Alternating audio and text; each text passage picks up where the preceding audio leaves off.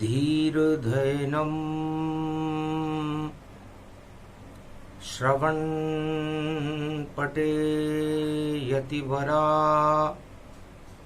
महावाक्य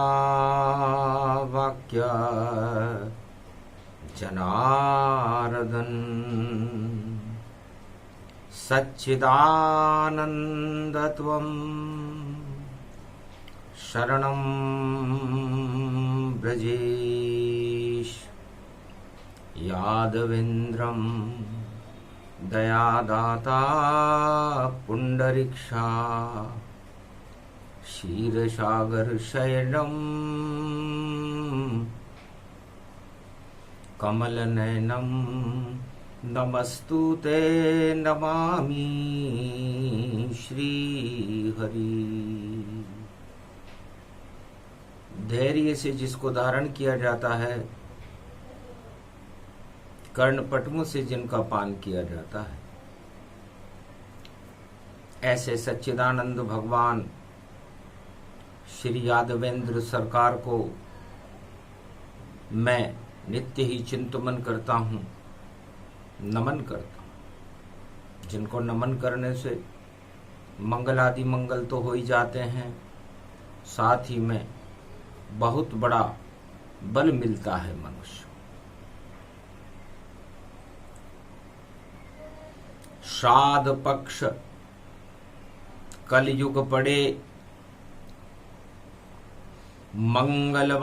मंगलवार पड़ जाए और पंचमी पंच तत्व की देह अमर हो जाए, तो पंच तत्व की देह का क्या जग में इतबार, ना जाने किस समय को जावे स्वर्ग सिधार। भगवान शंकर उमा जी से कहते हैं, उमा जी ये पंच तत्व की देह कपूर की डली है, न जाने कब ये कपूर आसमान में विलीन हो जाए, पता नहीं चलता। सुख और दुख की परिधियों में ये पंच तत्व की कपूर न जाने कितनी बार उड़ गई और न जाने कितनी बार आगे उड़ जाएगी, लेकिन हमें मुक्ति का मार्ग नजर नहीं आता। पितृलोक में पहुंच गए हैं, देखो भक्त हमारे, श्राद्ध पक्ष में उमा उन्हें अब कलयुग में हम उतारें। तरण तारण है नाम हमारा और अजर अमर शिवजान, शिव की कृपा हो जाए तो मुक्त होए इंसान। कर्मों का बंधन मृत्युलोक के हर मनुष्य पर चढ़ जाता है और उसकी अतृप्त वासनाएं, इच्छाएं उसे पितृलोक तक ले जाती है, जहां पर वह किसी भी इच्छा को पूरी करने में सक्षम नहीं होता। अधर झूल में बहता रहता और नहीं बने इंसान, नहीं बने वह देवता, और निकल गए हैं प्राण। बार बार विनती करे और पितृ कुएं से कर दो बार, मुक्ति दे दो शंकर भोले, और यही प्रार्थना करो स्वीकार। एक बार रावण श्राद्ध पक्ष में कैलाश पर आया।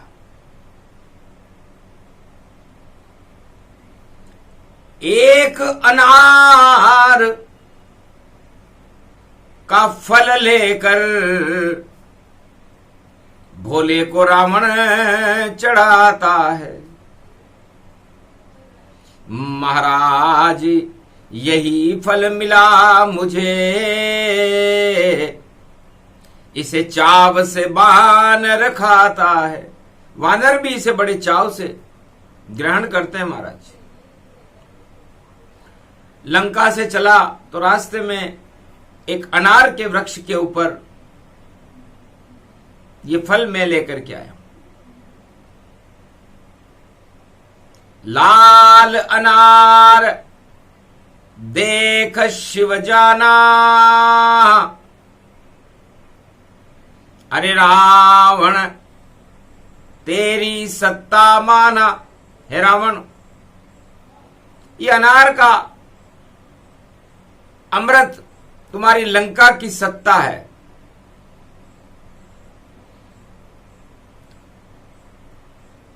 और ये अनार लाल जब तक रह सकता है जब तक इसमें भक्ति की लालिमा हो।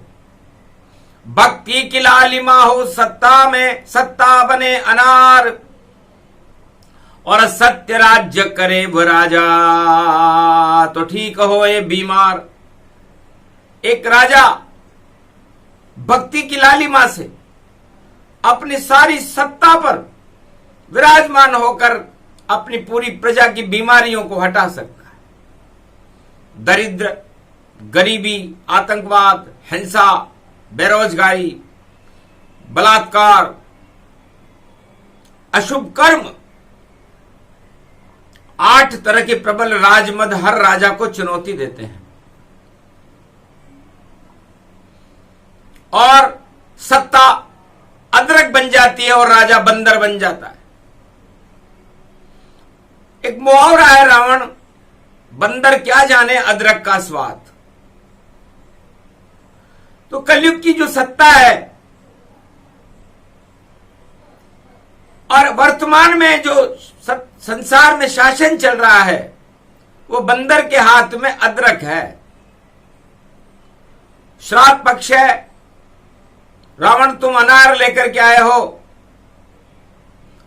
और यहां पर पितृआत्माओं का अमृत काल चल रहा है।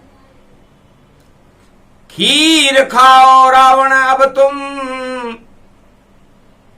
ब्राह्मण वंश से आए हो। 4 वेद 6 शास्त्र 18 पुराण के ज्ञाता हो, विद्वान बड़े कहलाए हो। शिव के भक्त हो, श्राद्ध पक्ष में ये अनार तुम लाए, ये तो हम स्वीकार करेंगे, इसका रहस्य बाद में बताए। पहले खाओ खीर तुम, तब बदले तकदीर। अरे पितृ तो खीर का पान करे, तब मुक्त होए शरीर। इस पंच तत्व में जब तक आत्मा का प्रकाश है तब तक आपकी तकदीर है, तब तक आपकी खीर है और तब तक आपका प्रकाश है। आपका खिलौना चलता रहेगा। और यदि ये खीर खाना आपने बंद कर दी तो फिर आपका ये पंच तत्व का शरीर जो अमृत स्वरूप है, अमृत काल है इस समय, तो हटा दो अमृत से तो सब होवे बेकार। और अदरक में भी पहला अक्षर है, देखो ही मान।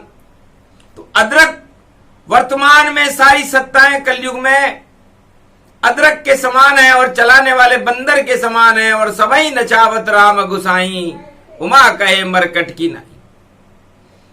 तो क्या होगा? खीर कोई खाना नहीं चावे और सब अनार पर जी ललचावे। अब सत्ता तो एक होती है। रावण तुम ये अनार लेकर आए हो, तो अब ये एक अनार है और यहां पर 1888 सिद्ध बैठे हुए हैं और इसमें इतने दाने भी नहीं है। अब बताओ, सत्ता बन गई है अनार, सबका ही जी ललचाता है, पर हाथ किसी के नहीं आवे तो बेकार अनार ये जाता है। तो ये अनार बेकार लाया। ये सत्ता का अनार कैलाश पर नहीं चलता, क्योंकि इस अनार को हम सारे प्रजा को खिलाए वैसा अनार लाओ।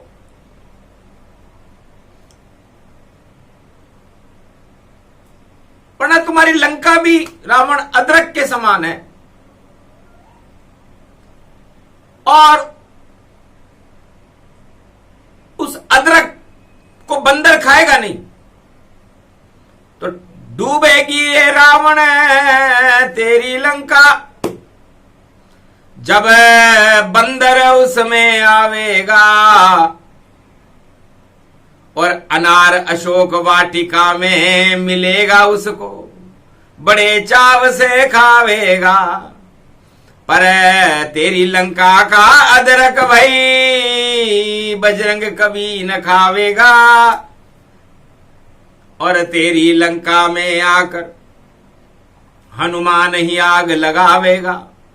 तो मंगलवार पड़ा श्राद्ध पक्ष है और सत्ता बनी अनार और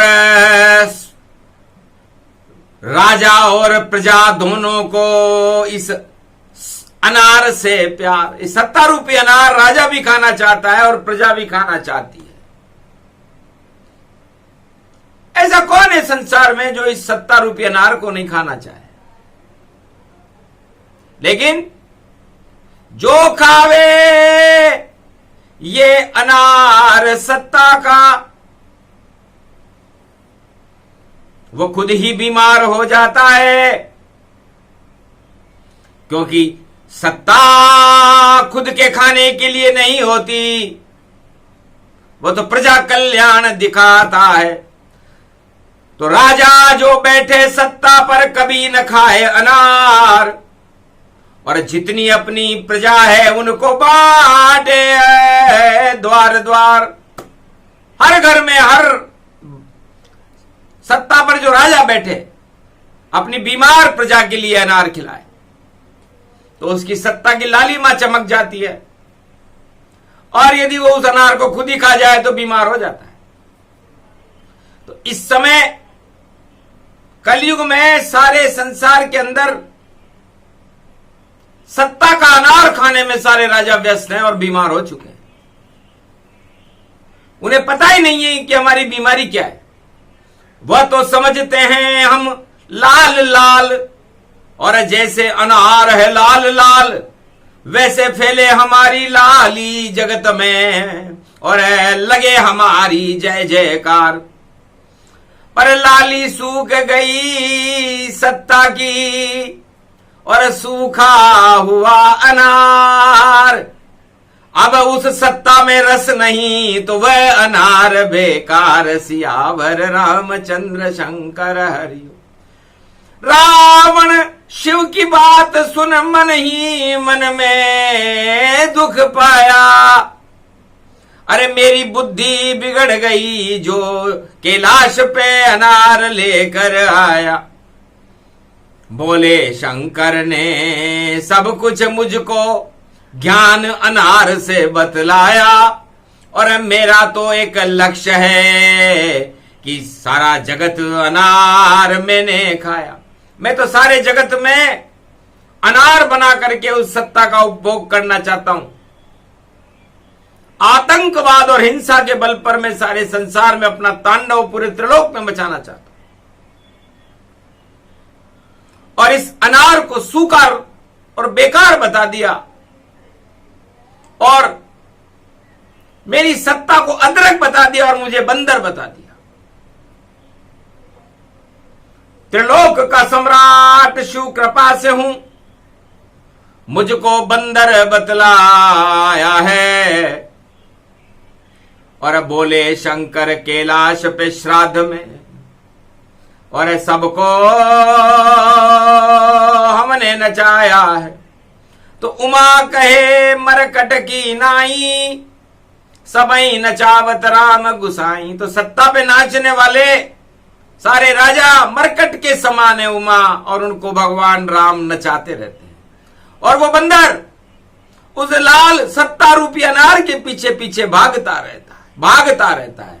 चेहरा काला पड़ गया, सूख गया रंग जाए, रस भी उसमें नहीं रहा और सूखा अनार कहा है। तो सूखा अनार कोई नहीं खाता, तो सारे राजा सूखे अनार हैं। और बंदर हंसा हनुमान, हनुमान जी हंसने लगे सूखे अनार को लंका में देखकर। तोरे फल मां मैं नहीं खाऊं, और तोड़ तोड़ इसको फिकवाऊं। जब भूख लगी, राम मुद्रिका लेकर के हनुमान जी लंका में गए थे, श्राद्ध पक्ष चल रहा था, तो क्या खाए? तो सीता जी ने कहा फल खाओ वाटिका अशोक के, और जो मन चाहे खाओ, जब तोड़ा सूखा अनार तो फेंक लंका में जाओ। मां इनमें तो स्वाद ही नहीं है, तोरे तोरे लग रहे। ठीक है बेटा, तोरे लग रहे हैं तो फेंक दो, इनको तोड़ दो, अच्छे आ जाएंगे। जब राम विजय करके आवे तो पौधा नया लगा देंगे। जब राज विभीषण का होगा लंका में तो हम अनार लगा देंगे। अभी तो अदरक जैसा लग रहा, तोरा तोरा स्वाद। हनुमान बोले बंदर क्या जाने अदरक का स्वाद, इसलिए मां मुझे तो स्वाद भी नहीं आ रहा। तब कहा बेटा यही हाल कलयुग में हो जाएगा। सारे राजा 70 रूपी अनार के पीछे भागने लगेंगे, बंदर की तरह भागेंगे। न अनार हाथ में आएगा न अंगूर, दोनों इकट्ठे हो जाएंगे, एक सूख जाएगा और अदरक हाथ में आ जाएगा। तो भूत भविष्य वर्तमान को देखते हुए श्राद्ध पक्ष में उमा जी, इधर रावण बैठा है, उधर मेरे इष्ट देव राम भी बैठे हैं। अब सत्ता किसको दें? तो राम कभी अदरक नहीं खाते और नहीं जानते स्वाद, और कलयुग के जितने राजा है वह खावे अदरक आज। इसलिए इनको खीर खिलाना तो बेकार है, इनको अदरक खिलाओ। तो कलयुग में इस समय चल रही है अदरक शक्ति जान। भूत भविष्य वर्तमान बता रहे कैलाश पे शिव भगवान। तो अमृत में से अ हटा दो, अदरक का पहला शब्द है अ, अब उसमें से अ हटा देते हैं। रावण देख क्या हालत है, तेरी लंका की हालत कैसी है। महाराज ये तो मृत हो गई, अ हट गया तो बस काल कदम की लंका तेरी सत्ता सब बेकार, और अ को हटा लिया शिव ने तो 1.25 लाख मर जात। बस ये अ हटा दिया हमने। तेरी नाभि में जो अमृत भरा हुआ है उसमें राम जी तीर चलाएंगे और अ हटा देंगे तो तुम मृत हो जाएगा। बहुत भविष्य वर्तमान बता रही है वाणी, अदरक वाणी है, ये राजनीतिक वाणी है। रावण राजनीतिज्ञ का धुरंधर है। घबरा गया रावण, अमृत में से अ हटा तो मृत मृत रूप समान। सोने की लंका बेकार मेरी और सत्ता हटे तमाम। तो ये हाल होगा राजनीति का, अ हटेगा भैया। अमृत में से अ हट जाएगा तो मृत रह जाएगा। फिर द आएगा, द देश को कहते हैं, द दवा को कहते हैं, द देवता को कहते हैं। तब उस सत्ता का पान करने वाले राजाओं को देवता दवाई देंगे। जब वो दवाई खाएगा राजा और प्रजा, तब जाकर देश बचेगा, वरना बंदर की तरह नचेगा। तो अ द और र, फिर र में आ गए राम जी, वही करेंगे राज। और बाकी तो क हो जावेंगे और कर्मों का फल चाख। ये क वाले लोग कर्मों का फल चखेंगे। तो अदरक बन गई राजनीति और यही हुआ परिणाम। श्राद्ध पक्ष में बता रहे हैं भोले शंकर भगवान। तब रावण ने पूछा, महाराज दानव जीतेंगे या देवता जीतेंगे? इसका भविष्य तो बता दो, लिख कर दे दो पर्चे के ऊपर।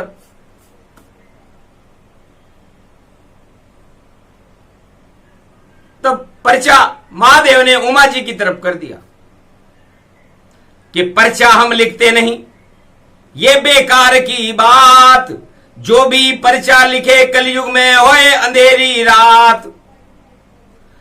हम तो कर्म को देखते और फल देते तत्काल। नाम हमारा शंभो भोले और होती जय जयकार। कर्म प्रदान विश्व करी राखा। जैसे कर्म वैसे फल चाखा। तब हंसी मजाक करते हुए उमा जी ने कहा, रावण पर्चा मैं बनाती हूं। तो उन्होंने एक कागज पर भोजपत्र पर क शब्द लिख करके बंद करके दे दिया कि रावण जब परिणाम आए चुनाव का तो उसमें देखना। रावण बड़ा खुश हुआ कि मां की कृपा हो गई मुझ पर और लिख दिया मेरा नाम। और बड़ा हंसा लंकापति रावण, भूत भविष्य वर्तमान, और मेरे पक्ष में हो गया। राम भी बड़े हंसे और रावण प्रणाम करके श्राद्ध पक्ष की खीर खा करके वापस लंका में चला गया कि इसको जब खोलना जब चुनाव परिणाम आए। रावण ने सोचा मौज हो गई, मौज हो गई। अरे शक्ति का मिल गया आशीर्वाद। पर्चे में मेरा नाम लिखा है, सुन ली शक्ति ने फरियाद। मैं ही राजा बनूंगा भैया। और लिख दिया भोजपत्र पे नाम। हार जाएगी राम ये सेना, जीत जाए रावण सरकार। रावण ने सोचा भगवती जगदम्बा ने, महादेव ने तो मेरी नहीं सुनी पर जगदम्बा ने सुन ली। और रावण बड़ा खुश होकर के उसको लेके चला गया।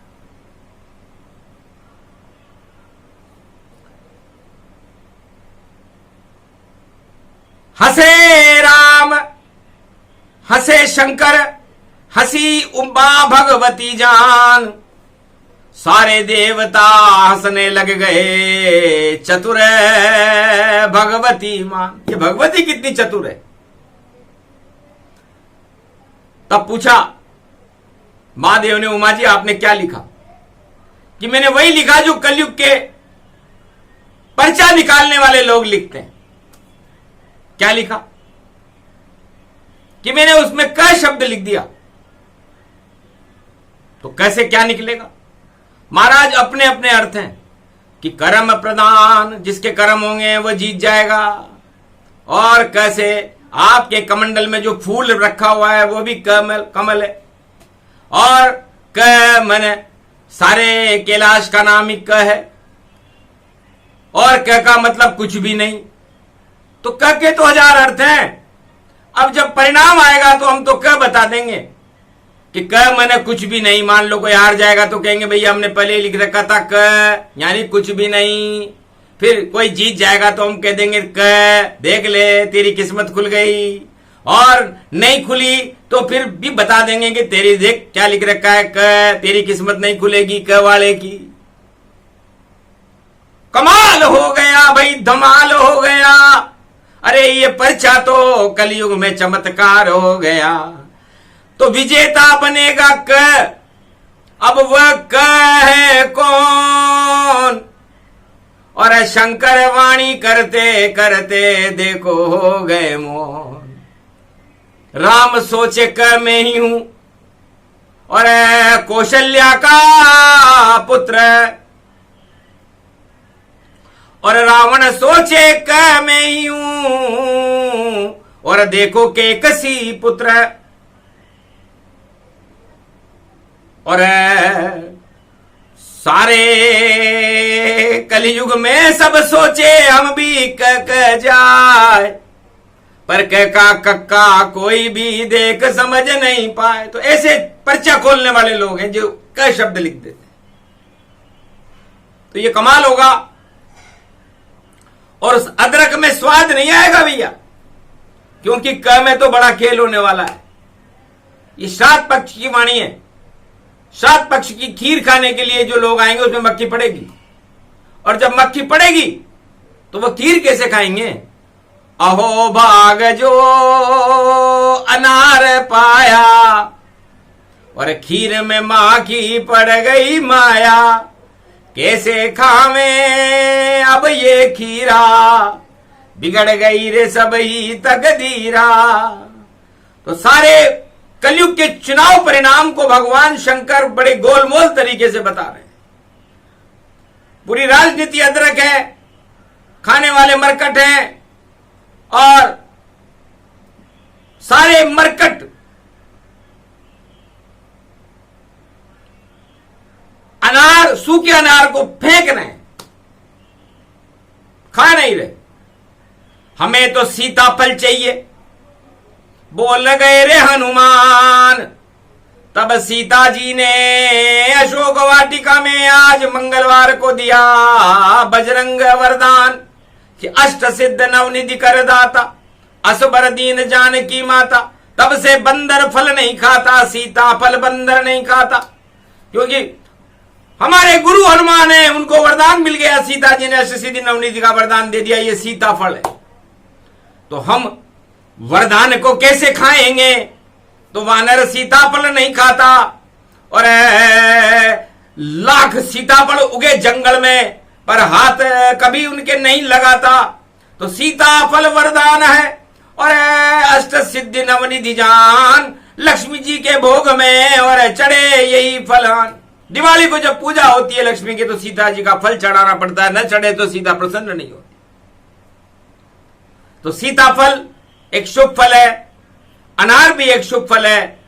लेकिन अनार जब शुभ फल है जब वो प्रजा के लिए हो, सत्ता का अनार प्रजा के लिए हो, और अनार शादी ब्याह और शुभ पटाखे की तरह भी चलता है, उसे भी अनार कहते हैं, रोशनी होती है उसमें। तो उस सत्ता में रोशनी होती है जो प्रजा का कल्याण करते हैं। और अनार एक एकता सूत्र है, सारे दाने एकजुट सभी धर्म सब ज्ञान, और उनके ऊपर लाल लाल है, लाली है भगवान। तो भारत को अनार बनाओ, और एकता सूत्र में इसे चमकाओ। क्यों लाली बेकार करते हो, और क्यों तोड़ो तुम अनार। बिखर जाएंगे दाने तो भाई वही अनार बेकार। तो एक अनार 100 बीमार, सब ही सत्ता के लिए तैयार। तो बोल गई वाणी सरकार, अरे मेहनत जाएगी बेकार। अरे आ गया यहां पर वानर सरकार, नाम है उसका बजरंग लाल। ये बजरंग वाणी है। तो सुने सुनाए जो इसे, अरे वही विजेता हो। सब कुछ 4 वेद 6 शास्त्र 18 पुराण का ज्ञान इसमें ही हो। तो बताओ क्या बनोगे आप, अदरक बनोगे या अनार, या सीताफल बन पाओगे,